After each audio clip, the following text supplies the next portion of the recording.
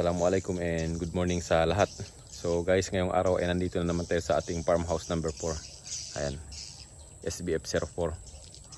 So itong farmhouse na to ay more than 2 years na. So kung di ako nagkamali, last April siya nag 2 years. Bihira na tayo nagpipicture ng mga ganito dahil hindi na rin tayo nagpasok masyado. Yung mga kasamahan na lang natin na nag-harvest. Kaya lang gusto lang natin pakita yung advantage at disadvantage sa ganitong klaseng farmhouse dahil ito siya ay naiiba sa design kumpara dun sa mga ibang farmhouse natin. So pasok tayo para makita natin, ma-explain din natin kung ano yung pagkakaiba. Tara guys. Dahil sa pinatay natin yung kanyang sounds, ayan yung mga ibon guys sa taas. Nagtataka siguro sila bakit wala yung sounds. Dami nila. Hindi pa naglalabasan yung iba, yung mga nasa loob. So hintayin pa natin na makalabas bago tayo diretso pumasok sa loob.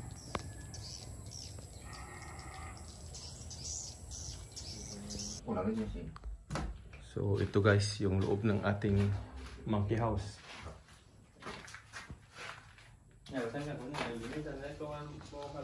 May ibon pa rin talaga sa loob. 30 minutes na tayong tambay sa labas.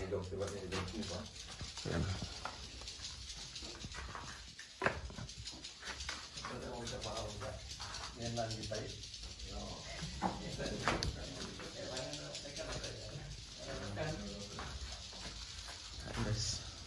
Hindi pa rin talaga sila lumabas.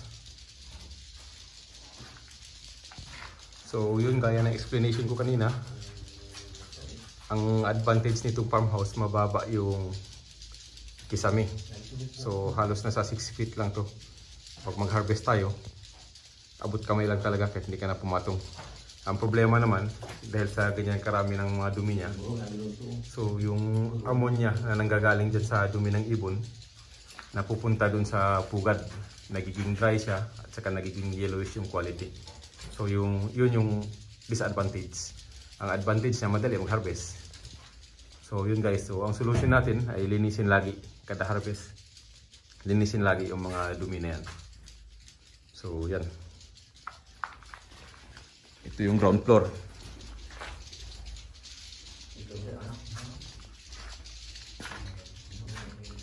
Kailangan natin linisin yung mga dumi na yan.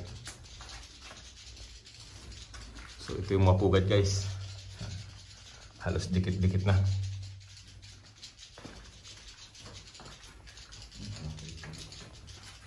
Pugad. Pugad. Ito nagsisimula. Pugad. Kapag mag-harvest tayo, abot kamay lang talaga. Pugad. Pugad. Pugad. Halos tagtag na to guys ng pugad. Ayan. Mga baby pa. Pugad. Pugad. So ito guys yung harvest natin dito sa farmhouse na to. Nasa around 600 to 700 grams na monthly. Sa 2 years old siya. In terms of pugad naman, mga sobra isadaan mga 150 to 160 yung pugad. Kaya lang hindi naman pwede harvestin lahat. Dahil katulad niyan, mga may baby pa. Hindi ang pwede tanggalin. O yung mga may itlog, hindi ang pwede tanggalin. So yun guys, yun yung nabanggit ko kanina na disadvantage at advantage nitong farmhouse na to. Ito naman guys yung sa second floor. Yan, yung mga pugad niya. Halos dikit-dikit na yung mga pugad.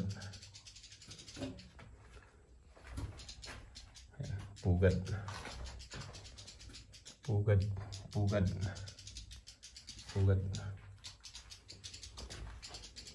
So sa ganyan guys, pagka ganyan na yung tumpok ng kanyang mga dumi, magkakatabi na lang yan sila. Yung mga anak ng mga naunang ibon na tumira dito, yan na ang nag-i-expand. So mapapansin natin, may mga ganito, may mga itlog na nahuhulog. Ito guys, yung nangyayari yung mga ganitong itlog na nahuhulog kapag bigla tayong pumasok. na nandito pa sila sa loob.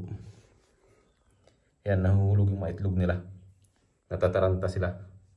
So kaya tayo bago pumasok, patayin muna yung sounds, then standby muna mga 15 to 30 minutes para maiwasan yung ganyan. Ayan, dami oh. Yung mga puti na yan, puro mga itlog nila yan na nahulog. So sayang din. Yan, mga pugad. Magkakatabi na talaga. Puro pugad na nandito sa taas. Nung nagsimula kasi ito kagad yung una nilang binahayan. Itong sa top portion.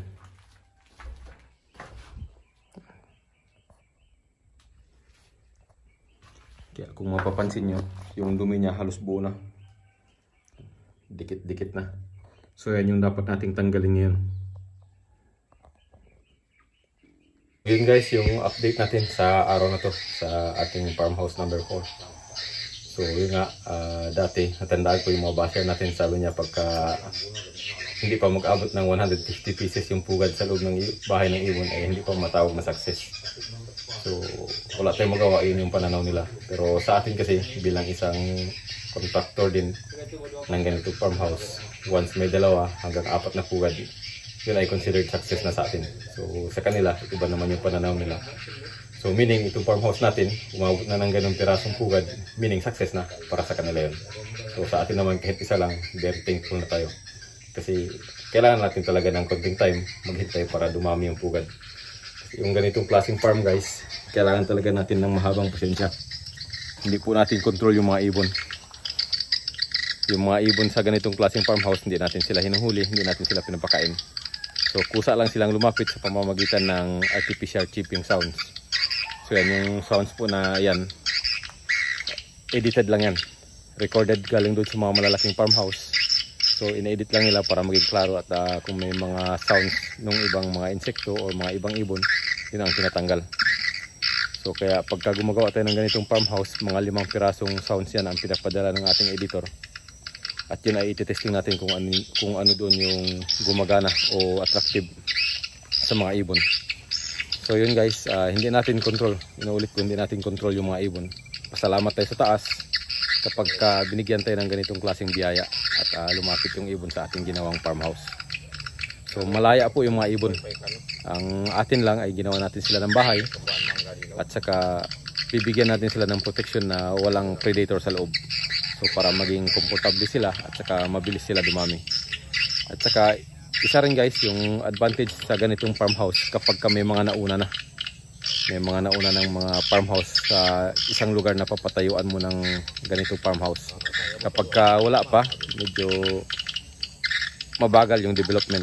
At saka hindi lahat, katulad nitong Palawan, kilala siya sa ibong balin sa sayaw. Pero doon lang sa bayan ng El Nido, yung magandang klase. So dito sa south, medyo malayo tayo guys. Kung road distance ang babasihan natin, around 500 kilometers ang pagitan, north to south. So yung El Nido nasa kabilang dulo, tayo naman nasa kabilang dulo ng south. Pero karamihan ng farmhouse ay nandito sa south guys, lalo-lalo na dito sa bayan ng Rituba. So yun, kaya itong farmhouse na to, may mga matatandang farmhouse na katabi dito rin lang sa bayan ng Rituba. Kung hindi ako nagkakamali ay 5 na yung farmhouse na nandito sa Rituba. So yung iba, yung mga na-experience natin sa mga ibang lugar na wala pang farmhouse, medyo mabagal yung development. So yun yung kagandahan pagka merong katabi. Hindi naman natin yung kinukuha o nakukuha yung ibon nila kapag may bagong farmhouse. Subalit yung mga puno na, so every 3 months yung mga anak na lilipad, wala nang matirahan doon sa farmhouse nila. So yun ay hahanap na ng ibang matirahan at saka lilipat na sa ibang farmhouse kung may mga farmhouse na malapit.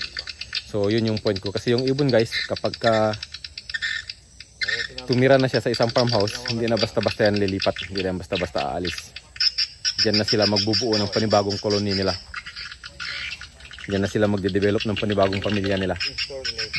So yun lang guys, sa araw na to, hopefully may mga natutunan kayo sa mga gustong mag-farm ng ganitong klaseng farmhouse.